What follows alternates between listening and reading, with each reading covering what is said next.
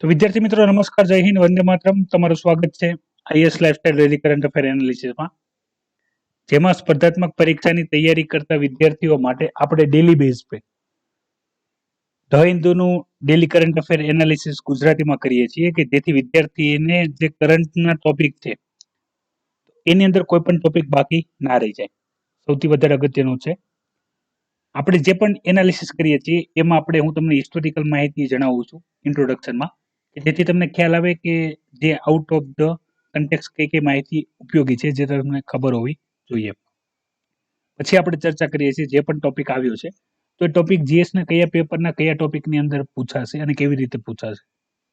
અને અગત્યનું હું તમને ઘણા બધા જે ફેક્ટ્સ છે એની સાથે સાથે ક્વેશ્ચન પણ કરું છું, કે જીએસ અને એનસીઆરટી ની અંદર તમારે પ્રિપેર કરવાના હોય છે.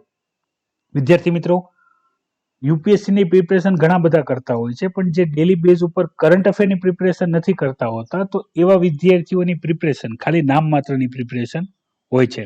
એ તમને ધીરે ધીરે ખબર પડી જશે કે તમે ગમે એટલું એનસીઆરટી વાંચો, ગમે એટલું ફેક્ટ્સ વાંચો, બરાબર, ગમે એટલું જીએસ વાંચો, પણ જો તમે કરંટ બેઝ જેટલા પણ ઇસ્યુ ચાલે છે એ ડેલી બેઝ ઉપર જો જોતા નથી, પ્રિપેર કરતા નથી, તો તમારા જે કરંટ બેઝ જેટલા પણ ચેલેન્જિંગ ક્વેશ્ચન આવશે એક્ઝામની અંદર, પ્રિલિમ્સ કે મેન્સમાં, એ તમને લખવામાં તકલીફ પડશે. તો વાંચી ના શકતા હોવ તો ટ્રાય કરો કે ડેલી બેઝ ઉપર આપણે જે પણ ધ હિન્દુ એનાલિસિસ છે એ તમે જોવાનો આગ્રહ રાખો, જે આપણે દરરોજ આપણે બપોરના સમયે 4 વાગે આપણે અવેલેબલ થતું હોય છે યુટ્યુબ ચેનલ ઉપર, એ તમે લાઈવ જોઈ શકો છો.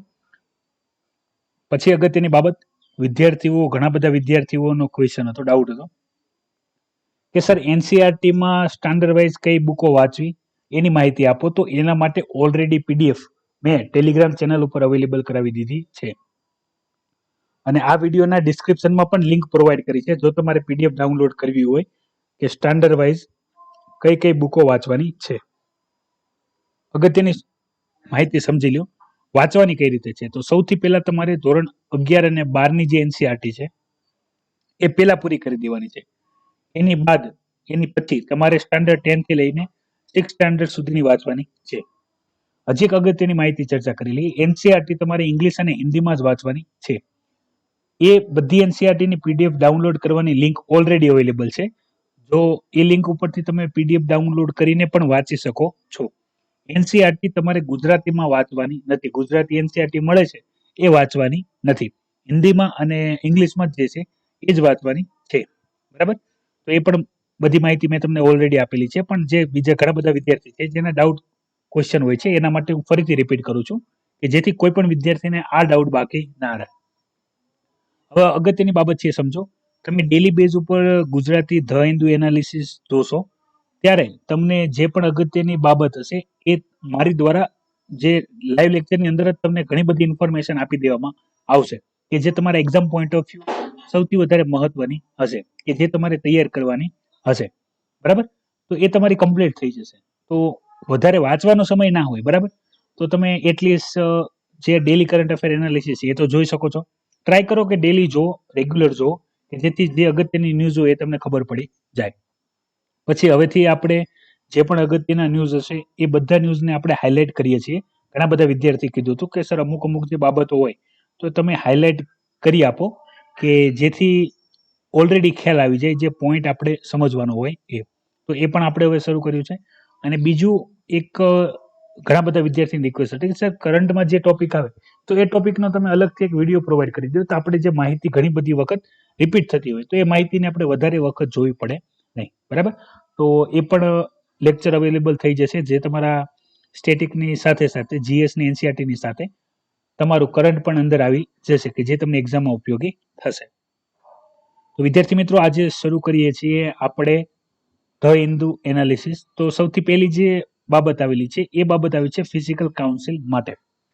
તો ફિઝિકલ કાઉન્સિલ શું છે, એનું મહત્વ શું છે અને એ લાવવાથી શું ફરક પડશે એની આપણે અહીંયા ચર્ચા કરવામાં આવેલી છે. હાલાકી આ ટોપિક ઉપર આપણે ઓલરેડી ઇન ડિટેલ ડિસ્કશન કરેલી જ છે, પણ અહીંયા જે અગત્યની માહિતી આપેલી છે એ આપણે 1 બાય 1 ડિસ્કસ કરી લઈએ, કે જેથી દરેક બાબત છે એ ક્લિયર થઈ જાય. તો સૌથી પહેલા સમજો અહીંયા કહેવામાં શું આવેલું છે. હાલમાં કોરોના વાયરસ લોકડાઉનને લીધે તમને ખ્યાલ હતું અને મેં તમને જણાવ્યું પણ છે કે ઇકોનોમિકલ ક્રાઇસિસ ચાલી રહ્યા છે કે જેમાં ગવર્મેન્ટનું જે રેવન્યુ હોય, બરાબર, કે જે ઇન્કમ હોય એ કેવું થઈ ગઈ છે, એ ઘટી ગઈ છે. પણ ગવર્મેન્ટનો ખર્ચો જે હતો એ છે, પ્લસ એમાં હવે સરપ્લસ થાય છે. એ પણ કઈ માહિતી છે એની પણ આપણે હમણાં ચર્ચા કરશું. તો જેટલા પણ લોકડાઉનને લીધે જેટલા બિઝનેસીસ બંધ હતા, જેટલા કારોબાર બંધ હતા, તો એના લીધે જે ગવર્મેન્ટની ઇન્કમ થવી પડે તો એ થતી નથી. પ્લસ ગવર્મેન્ટનો ખર્ચો તો એટલો ને એટલો જ છે. સમજવા માટે આપણે સૌથી પહેલા એક્ઝામ્પલ જોઈ લઈએ તો તમને વધારે ખ્યાલ આવશે. માની લો કે ગવર્મેન્ટનો ખર્ચ 1000 છે, પાછળ તમારે લાખ કરોડ, બરાબર, અબજ જે પણ હોય એની અત્યારે ચર્ચા કરતા નથી. માની લો ગવર્મેન્ટનો ખર્ચ 1000 હોય અને ગવર્મેન્ટની આવક 1200 છે, બરાબર, તો 200 સરપ્લસ કહેવાય કે ભાઈ જેટલી આવક છે એની કરતા જ આવક ઓછી છે, તો આને સરપ્લસ કહેવાય. બીજી કન્ડિશન જોઈ લઈએ, જે હાલની કન્ડિશન છે. માની લો કે જે અત્યારનો હાલનો ખર્ચ છે, તો ખર્ચ એટલો ને એટલો છે. કેટલો છે ખર્ચ? છે 1000. પણ જે ઇન્કમ છે, બરાબર, એ 800 છે. તો જે 200 છે, તો એ આપણે ખર્ચ તો જેટલો છે, ખર્ચને તો ઘટાડી શકાતો નથી. ખર્ચ તો 1000 જ છે, બરાબર. તે પૂરો કરવા માટે 200 ની જે જરૂર પડે છે, બરાબર, એ 200 શું છે? એ 200 છે જે આપણે બીજા પાસેથી શું કરવું પડશે? ઉધાર લેવું પડે છે, કે જેને કહેવાય ડેફિસિટ. તો આવી રીતની જે કન્ડિશન છે ગવર્મેન્ટ, એને કહેવાય ફિઝિકલ ડેફિસિટ, બરાબર, કે જેની અંદર 1000 ખર્ચ છે, આવક 800 છે, તો 200 ની જે જરૂર પડે છે એ તો આપણે બીજા પાસેથી લાવવા પડે છે, અથવા આપણે વ્યાજવા લેવા પડે છે બીજા પાસેથી, કે આપણે જે 1000 નો ખર્ચ છે એ મેચઅપ કરવો પડે. તો આવું જ્યારે બજેટ હોય તો એ ટ્રાન્સપરન્સ હોવું જોઈએ. બીજું કે એમાં જે કમ્પ્રેહેન્સિવનેસ હોય, પછી એકાઉન્ટેબિલિટી હોય, બરાબર, ટ્રાન્સપરન્સી હોય, એ આપણને દેખાવી જોઈએ. એ રીતની બાબતની ચર્ચા કરેલી છે. બીજું શું કીધું છે કે ભાઈ માની લો કે જ્યારે બજેટ બનાવવામાં આવે છે, તમને ખ્યાલ હશે બજેટ જે પાર્લામેન્ટની અંદર બનાવવામાં આવે છે, ત્યારે મેં તમને આની પહેલા પણ એક ડિસ્કશનની અંદર જણાવ્યું હતું. ત્યારે બજેટ બનાવવામાં આવે ને ત્યારે બજેટને પ્રસ્તુત કઈ રીતે કરવામાં આવે એ તમે સમજી લો. એટલે જેટલી પણ અગત્યની બાબત છે તમને સરળતાથી સમજાઈ જશે. સેમનું સેમ એક્ઝામ્પલ લઈએ છીએ કે જે ખર્ચ છે એ 1000 છે, યાદ રાખજો. સેમ એક્ઝામ્પલ લઈને સમજીએ છીએ. ખર્ચ છે એ કેટલો છે? 1000 છે. અને જે બજેટ બનાવવામાં આવશે ને, બજેટની અંદર 3 મુખ્ય પહેલું હોય. કયા સમજી લેજો. એક હોય રેવન્યુ, મતલબમાં ગવર્મેન્ટની આવક કેટલી હશે. બીજું હોય છે મતલબમાં જે ગવર્મેન્ટ ખર્ચ કરશે, બરાબર, ગવર્મેન્ટ એક્સપેન્ડિચર, કે ગવર્મેન્ટ ક્યાં ક્યાં કેટલું ખર્ચ કરશે, એડમિનિસ્ટ્રેટિવ કેટલું ખર્ચ કરશે, ઇન્ફ્રાસ્ટ્રક્ચર ડેવલપમેન્ટમાં કેટલું ખર્ચ કરશે. બાકી અહીંયા ઘણી બધી સ્કીમ પણ પ્રોવાઈડ કરી, સબસિડી પણ પ્રોવાઈડ કરવાની, એ બધું ગણે તો એ બધું ગવર્મેન્ટ એક્સપેન્ડિચરમાં આવે. તો ગવર્મેન્ટ ઇન્કમમાં શું બતાવશે ખબર? ગવર્મેન્ટ ઇન્કમમાં બતાવે અમારી ઇન્કમ આવશે આ યરની 2000. કઈ રીતને હોય? હાઇપોથિસિસ સ્ટેટિસ્ટિકલ હોય. હાઇપોથિસિસ અને સ્ટેટિસ્ટિકલ શું હોય એ સમજાવી દઉં. માની લ્યો કે ગવર્મેન્ટ છે એ મહિના દીઠ 1800 રૂપિયાની ઇન્કમ કરતું હોય. 2000 આપણે 19 ની વાત કરીએ છીએ કે ગવર્મેન્ટ હાલની જે ઇન્કમ હોય ગવર્મેન્ટ એ માની લો કે 1900 રૂપિયા છે અથવા 1800 રૂપિયા છે. તો ગવર્મેન્ટ અનુમાન કેવી રીતે મૂકે કે ભાઈ અમે આ ટેક્સમાં થોડોક વધારો કરશું, થોડોક સેસ વધારો કરશું, પ્લસ અમે રેવન્યુ જનરેટ કરવા માટે એટલે પણ અલગ અલગ ઓર્ગેનાઇઝેશન છે એમાં રેવન્યુ કલેક્શન વધારશું, બરાબર. ટેક્સ પે, ડાયરેક્ટ ઇનડાયરેક્ટ બધા ટેક્સ થઈને આપણને 2000 રેવન્યુ આવશે. 2000 રેવન્યુ આવશે મતલબમાં ગ્રોથ આરે કે ભાઈ 5% કે 10% ગ્રોથ આરે. જે 1800 કે 1900 હોય એને બતાવે કે અમે 2000 જેટલો રેવન્યુ ગ્રોથ કરી લેશું, જેમાં આવી કોઈ પણ ક્રિટિકલ કન્ડિશન એડ કરવામાં આવેલી હોય નહીં, બરાબર. અને એક્સપેન્ડિચર બતાવે 1000 રૂપિયા એક્સપેન્ડિચર છે, એટલે આપણું જે બજેટ છે એ કેવું હોય? સરપ્લસ બજેટ બતાવે. અને બીજા બધા રાહત પણ આપે, જેમાં આપણે આગળ ચર્ચા કરશું. પછી થાય શું હકીકતમાં કે ગવર્મેન્ટની જે આવક હોય ને એ આવું થાય કે જે ખર્ચો 1000 હોય અને ગવર્મેન્ટની એકચ્યુઅલ જે ઇન્કમ થતી હોય ને બધું ગણીને એ 800 જ હોય. એટલે હંમેશા ડેફિસિએટ વાળું બજેટ સામે આવતું હોય છે. તો આને લીધે શું હોય ખબર? જે બજેટ બનાવવા વાળા જે લોકો છે ને એ આના માટે કારગર છે નહીં, અથવા એની પાસે જે ડેટા છે એ યોગ્ય નથી, અથવા જે બનાવવાળા વ્યક્તિ છે એ યોગ્ય નથી, બરાબર. આ રીતની ઘણી બધી વખત ડિબેટ થાય છે. તો એનો વચગાળાના રસ્તામાં શું વાત કરવામાં આવી હતી? આપણે જે 13 ફાઇનાન્સ કમિશન છે, બરાબર, તો એના દ્વારા જે આ ફિઝિકલ કાઉન્સિલ છે એનું ગઠન કરવા માટે કહેવામાં આવ્યું હતું કે ભાઈ જેનથી તમારા જે આ લૂપહોલ કહેવાય, ગેપ કહેવાય, વેક્યુમ કહેવાય, એરર કહેવાય, કે ભાઈ તમે તમારો જે બજેટ બનાવો છો તો એમાં તમે રેવન્યુ કેલ્ક્યુલેટ નથી કરી શકતા, બરાબર? તો એ બહુ મોટી ખામી કહેવાય. રીઝન બતાવું કે વ્યક્તિમાં અને કંપનીમાં એ લોકો પોતાનું જે પણ બજેટ બનાવે, બરાબર, એમાં એ લોકોએ બધા ખર્ચા મૂકેલા હોય. કોઈ આકસ્મિક ખર્ચો હોય તો એના માટે પણ અંદરથી અલગથી પ્રાવધાન હોય. પણ માની લો એમની કોઈ ભૂલ થઈ જાય છે અને એ બજેટ યોગ્ય થતું નથી, તો એનું સાર સંભાળ રાખવા માટે ગવર્મેન્ટ હોય અથવા બીજા કોઈ પણ ફાઇનાન્શિયલ ઇન્સ્ટિટ્યૂટ હોય, બરાબર. પણ જ્યારે વાત કરવામાં આવે ગવર્મેન્ટની, બરાબર, હવે ગવર્મેન્ટ જ આવી ભૂલ કરે તો એને બચાવવા માટે કોઈ હોય નહીં. તો ગવર્મેન્ટે પછી શું કરવું પડે? હાથ ફેલાવવા પડે, ભીખ માંગવી પડે, બીજા પાસેથી પૈસા લઈને ગવર્મેન્ટના ખર્ચા છે એ ચલાવવા પડે, બરાબર. કારણ કે ગવર્મેન્ટને ચલાવવા માટે તો પૈસા જોઈએ તો જોઈએ જ તે. તો અહીંયા એ રીતની બધી ઇન્ફોર્મેશન છે એની ચર્ચા અહીંયા કરવામાં આવેલી છે.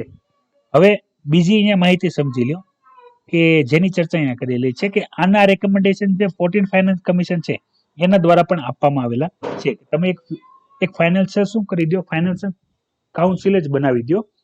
એ જ કાઉન્સિલ બધા ફાઇનાન્શિયલ છે, બજેટના જે પણ ઇસ્યુ છે તો એ કરે, એકાઉન્ટેબિલિટી એ સંભાળે, ટ્રાન્સપરન્સી એ સંભાળે, અને આવી કોઈ પણ વિપદ આવે તો એની અંદર ધ્યાન પણ એ લોકો રાખે.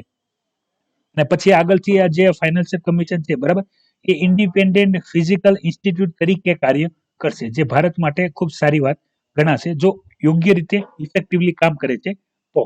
એમાં પણ જો આના પ્રોબ્લેમ બતાય, બરાબર, તો આપણે વિચારવાની વાત થશે. બીજું, આવા રેકમેન્ડેશન ઘણી બધી વખત આપવામાં આવે છે. એમ OECD ના જે આપણે 2013 ના રિપોર્ટ છે એ રિપોર્ટ પ્રમાણે આ ડેટા કોન્સ્ટ્રક્ટિવ ડેટા છે. તમને જો ફાઇનાન્શિયલ કાઉન્સિલ ઉપર કોઈ પણ ટોપિક પૂછાય મેન્સમાં તો તમે આ લખી શકો છો. તો એના દ્વારા પણ એમ કહેવામાં આવ્યું છે કે ભાઈ જે બીજા દેશો પાસે જે ફિઝિકલ કાઉન્સિલ છે અથવા ઇન્ડિવિજ્યુઅલ ઇન્ડિપેન્ડન્ટ ફિઝિકલ ઇન્સ્ટિટ્યૂટ છે એના દ્વારા આવી રીતે જ્યારે પણ કાર્ય કરવામાં આવે છે તો એ કાર્ય સૌથી યોગ્ય રીતે થાય છે ફાઇનાન્શિયલ કામ, બરાબર. તો એ બધી બાબતોની અહીંયા વાત કરવામાં આવેલી છે. ઘણી બધી ઇન્ફોર્મેટિવ છે, બરાબર. જોઈ લેજો, સમજો. ના સમજાય તો વિડીયોમાં કોમેન્ટ કરી દેજો. એના માટે અલગથી આપણે એક લેક્ચર બનાવી દઈશું તો તમને physical policy making, physical council, પછી જે ફિઝિકલ ઇન્સ્ટિટ્યૂટ હોય, બરાબર, એ કઈ રીતે કામ કરે ઇન્ડિપેન્ડન્ટલી, એ બધી માહિતીની ચર્ચા એક સાથે આપણે કરી લેશું. અહીંયા ફરીથી આપણા પાડોશી દેશ પાકિસ્તાનની જે FATF છે, બરાબર, એના દ્વારા જે ગ્રે લિસ્ટમાં મૂકવામાં આવી છે ને એના ઉપર જે દબાણ મૂકવામાં આવ્યું હતું સ્ટેચ્યુટરી રેગ્યુલેટરી ઓર્ડર દ્વારા, એની માહિતીની ચર્ચા કરેલી છે. માહિતી ટૂંકમાં સમજી લઈએ, પછી આપણે જે અગત્યની બાબત છે એની ચર્ચા કરશું. તો અહીંયા કહેવામાં આવ્યું હતું FATF દ્વારા કે ભાઈ પાકિસ્તાન દ્વારા જે આતંકવાદીઓ છે, બરાબર, એને અને આતંકવાદી સંગઠન છે એને શું કરવામાં આવે છે? એ લોકોને પાળવામાં આવે છે, એ લોકોને પોતાના દેશની અંદર છુપાવવા માટે જગ્યા આપવામાં આવે છે, બરાબર.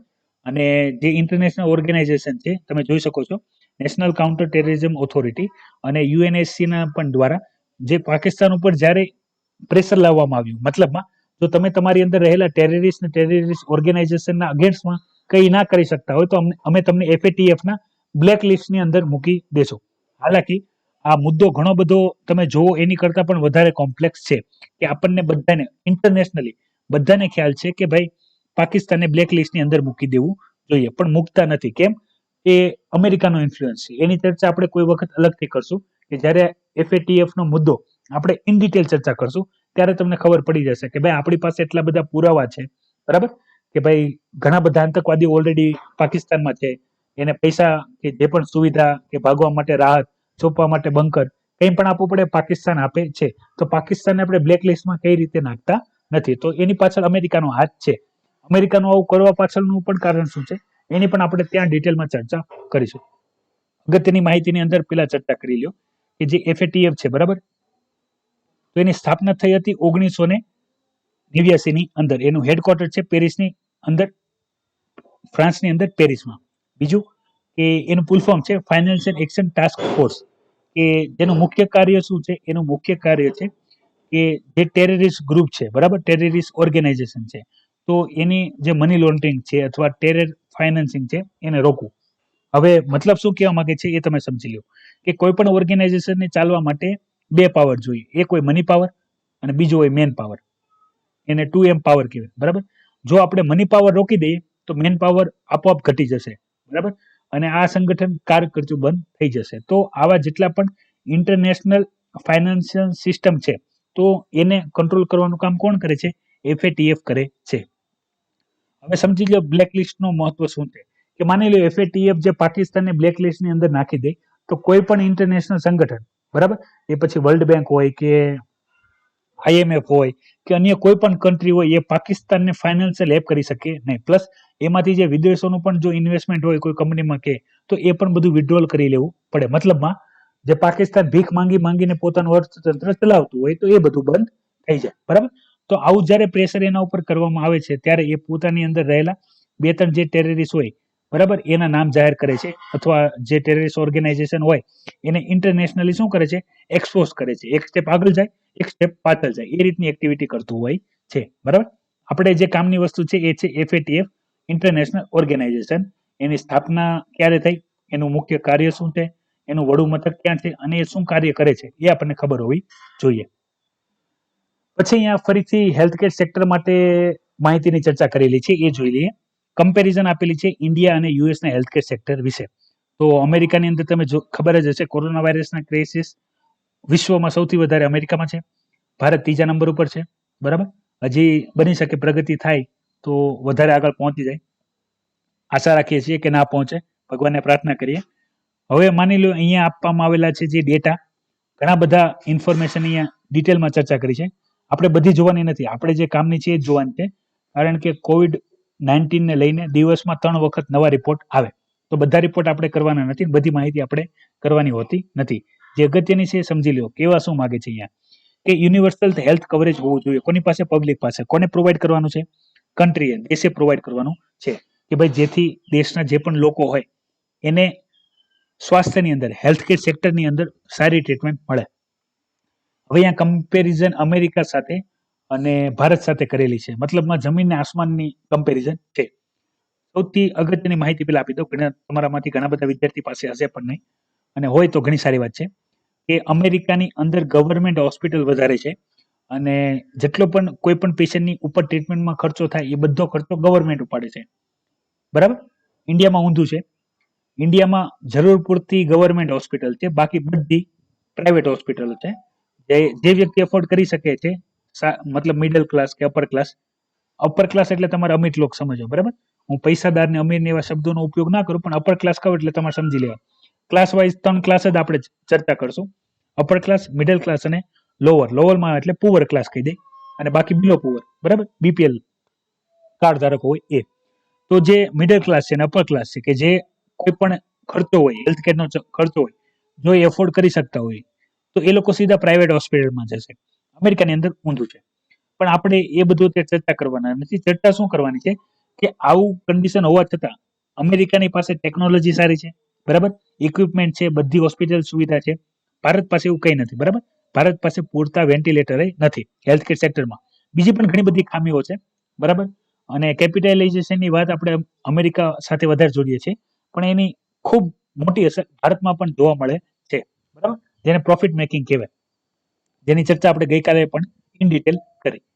તો અહીંયા કહેવામાં શું આવ્યું છે, કે ભાઈ જે પણ લોકો છે COVID-19 ને લીધે કે જે ખર્ચો હોય એ સહન કરી શકતા નથી, અથવા એની પાસે એટલા પૈસા નથી, તો ગવર્મેન્ટે કાર્ય કરવું જોઈએ કે ભાઈ જેથી જે પણ લોકો એને ખર્ચો હોય એ ગવર્મેન્ટ ઉપાડે. બરાબર, કે જેથી એને જો આવે કોઈ પણ COVID-19 ના ઇન્ફેક્શનને લીધે એની જીવ બચી શકતો હોય તો ગવર્મેન્ટે કરવું જોઈએ. તો US દ્વારા એફોર્ડેબલ કેર એક્ટ લાવવામાં આવ્યો, કે જેના દ્વારા જે પણ અમેરિકી પીપલ હોય, પેશન્ટ હોય, એ લોકો આનો લાભ લઈને હેલ્થકેર સેક્ટરમાં પોતાનું ટ્રીટમેન્ટ કરાવી શકે. તો સેમ ભારતમાં આયુષ્યમાન ભારત પ્રધાનમંત્રી જન આરોગ્ય યોજના લોન્ચ કરવામાં આવી છે હેલ્થ ઇન્સ્યોરન્સની અંદર. ડેટા જોઈ લો કે ભાઈ જે નીચેના 40% છે, બરાબર, એને કવર કરવા માટેની અહીંયા વાત કરેલી છે. પણ આની અંદર જ તે સામે કાઉન્ટર આર્ગ્યુમેન્ટ પણ કરવામાં આવી છે, અને આનાથી ખરાબ કન્ડિશન છે. આમાં જે કન્ડિશન બતાવી છે ઓલરેડી કન્ડિશન એનાથી ખરાબ છે, પણ માનીને ચાલીએ છીએ કે આની અંદર જે ઇન્ફોર્મેશન આપી છે એ પાક્કા ડેટા છે. બરાબર, કન્ડિશન સમજો કે ભાઈ માની લ્યો કે જે પણ લોકો જે ટાર્ગેટ કરવાના હતા એ બધા લોકો શું આયુષ્યમાન ભારત પ્રધાનમંત્રી જન આરોગ્ય યોજનાનો લાભ લઈ શક્યા હશે? બરાબર, કારણ કે આ લેવા માટે જેટલા ડોક્યુમેન્ટ જોઈએ, રાશન કાર્ડ જોઈએ, આધાર કાર્ડ જોઈએ, આઈડેન્ટિફિકેશન પ્રૂફ જોઈએ, ગેરંટેડ જોઈએ. બરાબર, તો જેની પાસે પ્રૂફ ના હોય તો શું એને એ કાર્ડ મળ્યું હશે, એને શું ટ્રીટમેન્ટ મળી હશે? બીજી વસ્તુ, આનો સૌથી મોટો પાયારૂપ આધાર છે કે જે પ્રાઇવેટ હોસ્પિટલમાં તમે ટ્રીટમેન્ટ માટે જાઓ છો તો ત્યાં પ્રોપર પેશન્ટને કાઉન્સિલ કરીને એને શું આ સુવિધા આપવામાં આવે છે, કારણ કે ત્યાં જઈને પણ ઘણા બધા ફોર્મ ભર્યા પછી આની અંદર લાભ મળતો હોય છે. તો એ તો સમજ્યા કે ભાઈ જેની પાસે કાર્ડ હોય અને એ લોકો લાભ લેશે, પણ ઘણી બધા ઇન્સ્ટિટ્યૂટ પણ એવા પકડાયા છે કે જે શું કરે કે જે પેશન્ટને ઓલરેડી કંઈ નથી, બરાબર, એ પેશન્ટની સાથે વાતઘાટ કરીને, જેને પતાવટ કહેવાય, એ રીતે એમને ટ્રીટમેન્ટ કરવામાં આવે, દેખાડવામાં આવે ઓન ડોક્યુમેન્ટ, અને ગવર્મેન્ટના જે પૈસા છે એ સ્કીમમાં ઉપાડવામાં આવે, મતલબમાં ગવર્મેન્ટ સાથે શું કરવામાં આવે, ફ્રોડ કરવામાં આવે. તો આ રીતના ડેટાની અહીંયા ડિટેલમાં ચર્ચા કરેલી છે કે જેને લાભ મળવો જોઈએ એને નથી મળ્યો. પ્લસ ઇન્સ્ટિટ્યૂટ છે એ મેં તમને જે પ્રોફિટિંગનું કીધું, બરાબર, તો એના અનુસંધાનમાં જેને કોઈ પણ ગામડાના કે એવા કોઈ પણ લોકો છે, બરાબર, જેની પાસે આ રીતની યોજનાનો લાભ હોય, તો એવા લોકોને ખોટે ખોટા એડમિટ કરીને એમની ઉપર ટ્રીટમેન્ટ કરીને એના જે પૈસા હોય, બરાબર, એ પડાવી લેતા હોય છે ગવર્મેન્ટ દ્વારા, કારણ કે સ્કીમમાં જે પણ પૈસા હોય ગવર્મેન્ટ દ્વારા હોસ્પિટલને ચૂકવવામાં આવતા હોય છે, બરાબર. તો આ રીતના જે ફોલ્ટી કામ છે તો એને લઈને અહીંયા બધી ઇન્ફોર્મેશન આપેલી છે. મેં તમને કીધું કન્ડિશન આનાથી વધારે ખરાબ છે, પણ અહીંયા જે વાત કરી છે એ વધારે આર્ગ્યુમેન્ટ આપણે કહી શકાય. એક્ઝામમાં લખવાની નથી એક પણ વસ્તુ, બરાબર. હા, તમારે કરવાનું છે કે જેટલી પણ પ્રોબ્લેમની અહીંયા વાત કરેલી છે એ તમારે લખવાની છે, પણ તમારે તમારી કોઈ પણ તમને પર્સનલી પણ કોઈ ડેટા ખબર હોય તો તમારે ગવર્મેન્ટ્સની અગેન્સ્ટમાં ક્રિટિકલી એક્ઝામિનની અંદર પણ લખવાની નથી, બરાબર. બાકી બધી ઇન્ફોર્મેશન જોઈ લેજો. કમ્પેરિઝન છે, પૂછાઈ શકે છે. બીજું તૈયાર કરવાનું છે આયુષ્યમાન ભારત પ્રધાનમંત્રી જન આરોગ્ય યોજના, બરાબર, ડિટેલમાં કરવાની છે કે આ કઈ મિનિસ્ટ્રીની અંદર આવે છે, કયા કયા લાભ આપવામાં આવે છે, બરાબર, કઈ કેટેગરીના લોકોને ટાર્ગેટ કર્યા છે, તમામ વસ્તુ એ તમારે પ્રિપેર કરવાની છે. સામાન્ય રીતે કરંટની અંદર જે પણ યોજના સ્કીમ આવતી હોય છે, વારંવાર જેની ચર્ચા આવતી હોય છે, બરાબર, એમાંથી ક્વેશ્ચન આવવાના ચાન્સ વધી જાય છે પ્રિલિમ્સ અથવા મેન્સમાં. જો ઇકોનોમિકલ ક્વેશ્ચન પૂછાય હોસ્પિટલની COVID-19 અને ઇકોનોમીને ધ્યાનમાં લઈને તો જીએસ પેપર 3 ની અંદર ક્વેશ્ચન આવશે. યોજના પોલિસી મેકિંગ ને લૂપહોલ ને challenges implementation grassroot level data તો જીએસ પેપર 2 ની અંદર આવશે. તો તૈયાર કરી લેવું બંને perspective point of view. Jammu કાશ્મીરની સંદર્ભમાં પોલિટિકલ જે અત્યારે માહોલ ચાલી રહ્યો છે એની ઇન્ફોર્મેશન આવેલી છે, બરાબર. Exam point of view importance નથી, વાંચવું હોય તો વાંચી શકાય છે, હું તમને સ્કીપ કરવા માટે જણાવીશ. આગળ વધીએ છીએ. જે આજનો સેશન ઇકોનોમી ઉપર વધારે છે તો એની ચર્ચા કરીએ. ટેક્સ પેયરની વાત કરવામાં આવેલી છે. તો તમને જ ખ્યાલ હશે જે પ્રધાનમંત્રી દ્વારા ટેક્સ પેની જે અપીલ કરવામાં આવી હતી એ, બરાબર, પણ જેટલા અગત્યના ટોપિક છે ને અગત્યની બાબત છે એની ચર્ચા કરશું. બાકી તમે વાંચી લેજો, ના સમજાય તો જાણ કરજો. ડેટા શું કહેવા માંગે છે કે ભાઈ 135 કરોડ જેવા વસ્તી ધરાવતા દેશમાં ખાલી 15 મિલિયન, બરાબર, 1 મિલિયન એટલે 10 લાખ થાય, 15 મિલિયન લોકો તે ટેક્સ પેયર છે. બીજી અહીંયા ડેટા વાત કરી છે 2016 ની અહીંયા ડેટા છે, ઇકોનોમિકલ ડેટા છે, બરાબર, અને તમે લખી પણ શકો છો આ ડેટા. 10% જે પોપ્યુલેશન છે અપર ક્લાસ, બરાબર, અમીર લોકો, પૈસાવાળા, એની પાસે ભારતની 55% જે ઇન્કમ હોય એ છે. બીજો સંદર્ભની અંદર આપણે સંપત્તિનો પણ ડેટા છે એની પણ ચર્ચા કરી લઈએ કે ભારતના 10% પાસે ભારતની 60% સંપત્તિ છે અને ભારતના 20% પાસે ભારતની 80% સંપત્તિ છે. બાકીના 80% પાસે ભારતની ખાલી 20% સંપત્તિ છે, બરાબર, પ્રોપર્ટીનું. અહીંયા ઇન્કમ છે, બંને ડેટાને ભેગા ના કરી દેતા, બરાબર. અને બીજી વસ્તુ જે અહીંયા ચર્ચા કરવામાં આવેલી છે એની તમને વાત કરી દઉં. મેં તમને ઓલરેડી જણાવ્યું ગવર્મેન્ટની ઇન્કમ શું છે, ડાયરેક્ટ અને ઇનડાયરેક્ટ ટેક્સીસ, બરાબર, કે જે ગવર્મેન્ટ પાસે જતા હોય છે. ગવર્મેન્ટ સરકારી તિજોરીમાં જે પૈસા આવે એ જ પૈસા ગવર્મેન્ટ દ્વારા શું કરવામાં આવે, આપણી માટે સ્કીમ પોલિસી બનાવવામાં આવે. હવે અહીંયા વન બાય વન બધી ઇન્ફોર્મેશન સમજો. તો આ પણ કન્ડિશન જે આપેલી છે, બરાબર, જે ટેક્સ પેયર વધ્યા છે એવું કહેવા માંગે છે, પણ એનું કારણ છે જીએસટી આવ્યું, બરાબર, નોટબંધી આવી તો લોકો બેંક તરફ અને વિધાઉટ મની મતલબમાં રોકડાથી વહીવટ કરવાનું થોડુંક ટળ્યું, ચેકથી વહીવટ કરવાનું વધ્યું. તો આના લીધે ટેક્સ પેયર વધ્યા. પણ એ પણ ટેક્સ પેયરમાં જે ગવર્મેન્ટની 5 લાખની લિમિટેશન છે, બરાબર, મતલબમાં 5 લાખથી જો ઓછી આવક હોય તો તમારે કોઈ પણ ટેક્સ ભરવો પડતો નથી.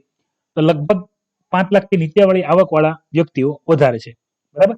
તો લોકો શું કરે છે, રિટર્ન ફાઇલ તો કરે છે પણ નીલ હોય છે, મતલબમાં એમાં ગવર્મેન્ટમાં કોઈ પણ ટેક્સ ભરવાનો નીકળતો હોતો નથી. તો ગવર્મેન્ટ ને જે આવા લોકો હોય બરાબર, એ ફાઇલિંગ કરવા વાળા વ્યક્તિ તો બધા, પણ જે પે કરવા વાળા વ્યક્તિઓ, ગવર્મેન્ટ પાસે ટેક્સ જવો જોઈએ, એ વ્યક્તિઓ ઘટે તો સરકારની આવક ઘટે. હવે સરકારની ઇન્કમ ઘટે અને સરકારનો ખર્ચ વધે તો ડેફિસિટ, જે ફિઝિકલ ડેફિસિટ ક્રિએટ થાય, તો એની આપણે ઓલરેડી અહીંયા ચર્ચા કરી.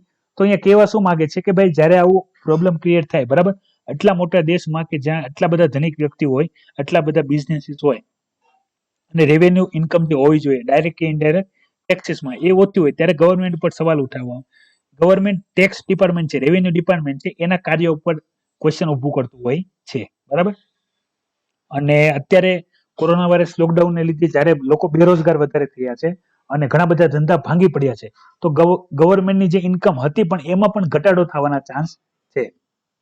તો ગવર્મેન્ટ દ્વારા રેવન્યુ ડિપાર્ટમેન્ટને કહેવામાં આવે છે કે ભાઈ તમે બને ત્યાં સુધી પગલાં લ્યો કે જેથી આવી જે કઈ રીતે આપણે રેવન્યુ વધારી શકાય. પ્લસ જે અહીંયા ટોકે ટોકું લખેલું છે કે ભાઈ આ રેવન્યુ ડિપાર્ટમેન્ટની સાથે ઘણા બધા જોડાયેલા અધિકારીઓ હોય બરાબર, ઓફિસર હોય, એટલા બધા સ્કિલ નથી કે જે કોઈ પણ રિપોર્ટ સબમિટ કરવામાં આવે, ફાઇનાન્શિયલ રિપોર્ટ જે એકાઉન્ટન્ટ દ્વારા અથવા ચાર્ટર્ડ એકાઉન્ટ દ્વારા, સીએ દ્વારા સબમિટ કરવામાં આવ્યો, એમાં કોઈ પ્રોબ્લેમ સુધી ના લાવે, એમાં કોઈ સ્ક્રુટીની નોટિસ આપે કે સ્ક્રુટી જાહેર કરે બરાબર.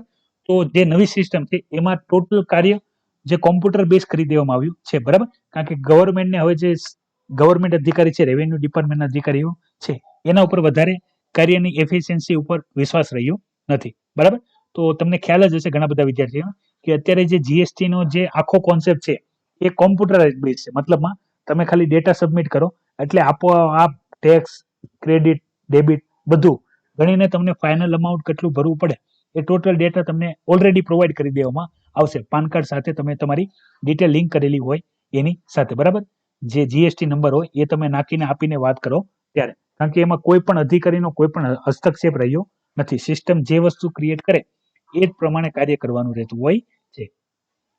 તો વિદ્યાર્થી મિત્રો, આ બીજી બધી પણ ઘણી બધી અગત્યની બાબત છે બરાબર. ઘણા બધા ડેટા બદલી જશે, પણ તમારે એટલું યાદ રાખવાનું છે કે એટલા મોટા દેશની અંદર કે જે લોકો ટેક્સ પેયર હોવા જોઈએ એની અંદર પણ જે નીલ રિટર્ન ફાઇલિંગ કહેવાય, મતલબમાં આવક 5 લાખથી ઓછી છે, તો એવા લોકો વધારે છે. તો ગવર્મેન્ટનું જે ડાયરેક્ટ અને ઇનડાયરેક્ટ ઇન્કમ હોવી જોઈએ રેવન્યુથી એ ઓછી છે. ફરીથી અહીંયા વાત કરવામાં આવી છે ઇઝરાયલ અને યુએઈના રિલેશનશિપની, કે જેની અંદર જે ઇઝરાયલ છે તે પેલેસ્ટિયનનો જે વેસ્ટ બેંક વાળો જે એરિયા છે એ એનોક્સ નહીં કરે તો જે યુએઈ છે બરાબર, યુનાઇટેડ આરબ અમીરાત છે, એ ઇઝરાયલને દેશ તરીકે પ્રાવધાન આપશે. બીજી વસ્તુ કે જે જીસીસી ના પણ જે મેમ્બર છે એ બધા દેશ પણ એને પ્રાવધાન આપશે બરાબર. આની માહિતી આપણે ઓલરેડી ચર્ચા કરેલી હતી, પણ નવા વિદ્યાર્થીઓને ખ્યાલ આવે એટલે ફરીથી એકવાર મેપમાં જોઈ લઈએ. તો અહીંયા સૌથી પહેલા સમજી લ્યો, આ ઇઝરાયલ છે બરાબર. આ પેલેસ્ટિયન લોકોનો વેસ્ટ બેંક એરિયા છે કે જે ઇઝરાયલ દ્વારા એનોક્સ કરવામાં આવે છે. એનોક્સ એટલે બીજું કંઈ નહીં ભાઈ, આ લોકોની જે જગ્યા છે પચાવી પાડવી બરાબર. પાડોશી દેશ જોઈ લો અને જીઓગ્રાફિકલ જોઈ લો, મેડિટેરિયન સીની અંદર ટચ કરે છે. ઉપરની બોર્ડર લેબનોન, સિરિયા, પછી આ જોર્ડન છે, અહીંયા જોર્ડન રિવર આવે છે આ સાઈડ બરાબર. નીચે અહીંયા ઇજિપ્ત છે, અહીંયા સાઉદી અરેબિયા છે. તો જે આ એરિયો છે, તો અહીંયા આ એરિયો જે જોર્ડન સાથે જોડાયેલો છે બરાબર.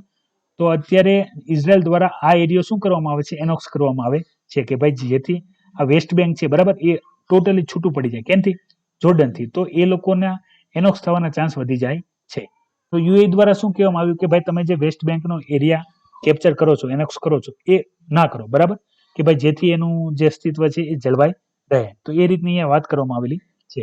હવે મહત્વની બાબત એ છે કે ભાઈ અત્યારે યુએઈને શું થયું કે ઇઝરાયલ સાથે અટેચ થયું. તો એનું કારણ છે કે ભાઈ યુએઈ છે એ ઈરાન જે પોતાનો આ પાવર છે બરાબર, જે વધારી રહ્યું છે કે પોતાનો દબદબો વધારી રહ્યું છે, તો એને દબદબો વધે નહીં અને જે યુએઈ છે એનું માન જળવાઈ રહે એના માટે એ જે ઈરાનના અગેન્સ્ટમાં કન્ટ્રી હોય, અમેરિકા હોય તો એનું ફ્રેન્ડ બને, ઇઝરાયલ હોય તો એનું ફ્રેન્ડ બને બરાબર.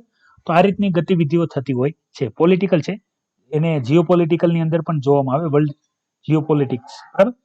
તો બાકી બધી ઇન્ફોર્મેશન ઓલરેડી આપણે ડિસ્કસ કરી લીધી છે.